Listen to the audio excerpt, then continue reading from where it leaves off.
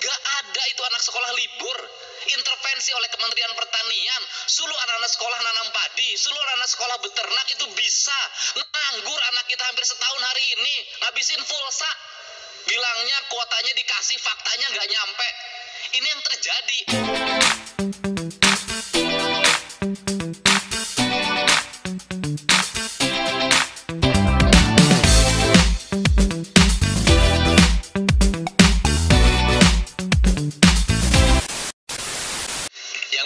Kita ini dalam melakukan pengelolaan negara ini kelihatan pinter tapi aneh tapi nyata.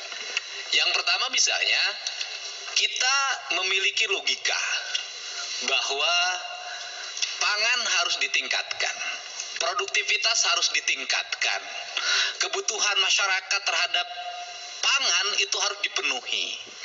Wilayah yang padat penduduknya di Jawa, penduduk yang paling terbesar di Jawa Barat, sawah yang paling subur di Jawa Barat. Kita sibuk cetak sawah baru, kita sibuk bikin food estate, tapi sawah yang subur setiap hari diurukin. Logika apa ini negara ini? Tanah yang subur, yang jelas berproduksi tinggi, setiap hari kita urukin, irigasinya kita tutupin. Tapi kita berobsesi lagi, pengen punya produktivitas tinggi di tempat yang sangat jauh, yang kalau diangkut ke sini juga biayanya mahal, ujung-ujungnya impor lagi. Ini yang berulang-ulang saya sampaikan ke Menteri Lingkungan Hidup, segera tata itu RUTR atau RDTR itu, RT/RW itu, dibuat pemetaan yang baik. Tidak lagi kita langsung saling tuduh-menuduh, ini wali kota, ini bupati, ini gubernur. Terintegrasi kebutuhan pangan orang Jawa Barat berapa, kebutuhan pangan orang Jawa Tengah berapa, orang Jawa Timur berapa, orang Sumatera berapa, Kalimantan berapa. Sesuaikan dengan arealnya, dorong produksi di situ, tidak usah loncat ke tempat lain. Nah, itu yang harus dilakukan oleh kita semua. Kalau tidak, sampai kapanpun dalam setiap periodisasi kita hanya membuat proyek angan-angan yang tidak pernah tercapai. Itu yang pertama. Yang kedua, kita bentuk BNPB dari pusat sampai daerah. Kita ingin Indonesia bebas dari bencana. Tapi di sini kita ngomongin hutan dirubah. Menteri Kehutanan ngomongin food estate. Menteri Kehutanan ngomongin hutan lindung bisa dirubah menjadi kawasan food estate. Logika Menteri Kehutanan itu satu dalam pikirannya, mempertahankan hutan, menjaga hutan, mempertahankan konservasi. Nggak boleh ngomong yang lain dulu. Yang lain urusan Menteri Pertanian. Nanti Menteri Pertanian yang didorong. Kalau setiap orang logikanya bisa dirubah-rubah, nanti pohon-pohonnya dirubah jadi padi semua, ya longsor. Coba tunjukkan wilayah mana yang tidak berakibat longsor, penanaman kentang, penanam cabai, penanaman kol. Di daerah Bandung Selatan udah hancur, Garut Selatan sudah hancur, Bandung Utara sudah hancur. Kita mau nunggu kehancuran di mana lagi? Kehancurannya mau dilebarkan ke Kalimantan, mau dilebarkan ke Sumatera. Nggak cukup derita yang dialami oleh orang Jawa. Ini harus segera dirubah mindset berpikir ini. Untuk apa? Negeri ini harus berkesinambungan. Nggak berakhir di kita. Menteri boleh ganti, presiden boleh ganti, tapi Indonesia harus terus. Siapa yang bisa mencegah bencana? Ini yang harus ada dalam pikiran kita semua, sehingga terencana dengan baik. Kemudian juga kita setiap hari ngitung berapa beras di Bulog. Semuanya catatan, berasnya ada apa enggak, kan harus dicek. Berapa beras di gudang petani? Enggak ada kok. Berapa di gudang pengepul? Itu yang ada. Tetapi saya tunjukkan, ada nggak desa yang punya catatan gudang? Nggak ada, semuanya disentralisir di Jakarta. Padahal kalau kita ingin swasembada pangan, ingin nggak impor, dimulai dari desa dulu. Tiap desa harus punya gudang beras. Dulu sebutnya lead, sekarang nggak ada. Orang setiap hari beras yang ada, padi yang ada di pematang sawah langsung diangkut ke oleh bandar. Nanti kalau harga naik, yang rugi itu adalah buruh tani.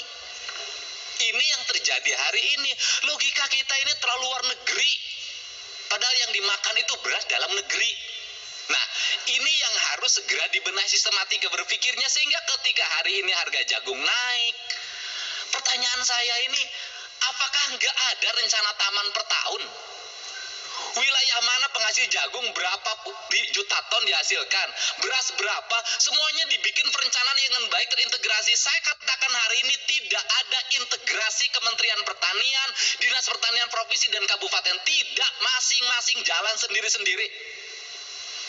Semuanya hanya bermain data. Real di lapangan tidak berjalan secara efektif. Sehingga satu sama lain, kalau ada musim kacang, nanam kacang semuanya. Musim ketimun, nanam ketimun semua. Musim cabai semuanya. Akhirnya pasar itu di kita biasa. Kalau pasar lagi penuh. Kalau pasar lagi kosong. Kita ngomong lagi persoalan misalnya rakyat harus pangannya terpenuhi, proteinnya terpenuhi, anak-anak sekolah harus produktif, tiap hari harus belajar daring. Mana ada produktifnya? Kemudian kita bikin program perkarangan lestari, kemudian program peternakan, perikanan, kemudian program pembagian ayam. Nggak akan ada artinya semuanya kok budaya itu hilang. Kenapa oleh budaya pabrik? Orang semuanya diatur kok hari ini oleh para konglomerat. Akhirnya tradisi yang ada di bawah hancur semuanya hari ini. Silahkan dicek di rumah-rumah, nggak punya ayam kok, nggak punya telur kok, semuanya beli, tergantung. Sehingga orang menuntut pada pendapatan semuanya. Karena apa? Nggak ada produksi rumah tangga. Ini harus semuanya berbasis pekerjaan, berbasis proyek. Ini kultural, ini harus dikembalikan. Mindset kita harus segera dirubah dari pembangunan yang hanya berbasis angka, berbasis proyek, menjadi pembangunan kultur kembali yang harus dibangun ketahanan di setiap rumah. Inilah barangkali pada masa pandemik ini misalnya, berulang-ulang saya ngomong, gak ada itu anak sekolah libur.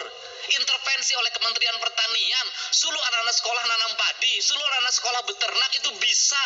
Nganggur anak kita hampir setahun hari ini, ngabisin pulsa. Bilangnya kuotanya dikasih, faktanya gak nyampe.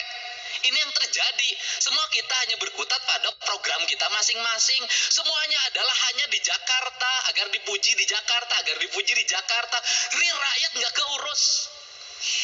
Inilah barangkali penyadaran bagi kita semuanya pada hari ini. Untuk apa? Pada akhirnya saya meminta, menurut saya, evaluasi berbagai perubahan hutan. Sudahlah, perhutani ini kalau memang gagal dia nanam kayu jati, rugi terus, sudah kembalikan aja jadi hutan alam. Kalau jadi hutan alam susah juga, udah tanamin duren aja sudah, nggak ada masalah. Tanamin rambutan saja sudah, nggak ada masalah. Dibanding lagi alih fungsi lahan lagi. Saya katakan kalau terus-terusan tanah negara dialih fungsi lahankan, suatu saat nggak ada lagi kebun bambu. Suatu saat nggak ada lagi kebun jati, nggak ada lagi sengon. Semua orang berpikir ekonomi, berubah jadi perumahan, berubah jadi perkantoran, berubah jadi industri. Akhirnya nanti Indonesia dalam jangka panjang, yang mahal itu adalah harga oksigen. Yang mahal adalah hidup tenang. Yang mahal adalah lingkungan yang tertata. Yang mahal itu adalah air bersih. Yang mahal itu adalah hidup yang sehat pada lingkungannya, yang memiliki basic konservasi. Itu saja apa yang saya sampaikan, tidak lebih dari 2 jam. Terima kasih Ketua atas kesempatannya.